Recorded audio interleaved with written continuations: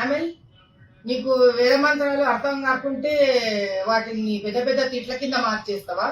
కొన్ని తిట్లైనా అర్థమయ్యే భాషలోనే మాట్లాడినావు కదా, తెలుగు భాషనే కదా అది.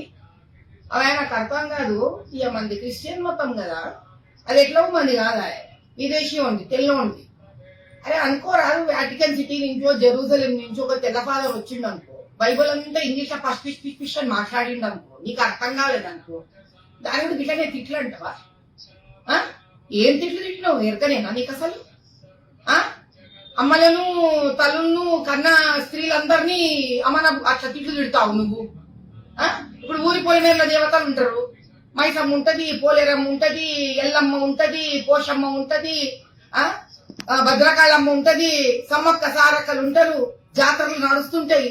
మరి బాపనోళ్ళని పిలిపించుకొని వాళ్ళు పూజలు చేపించుకుంటారు. ఇంకా మంత్రాలు నీకు అర్థం కాలేదంటే అవన్నీ ఇంకా అమ్మలను తిడతావా నువ్వు? ఏమని తిడుతున్నట్టు నువ్వు?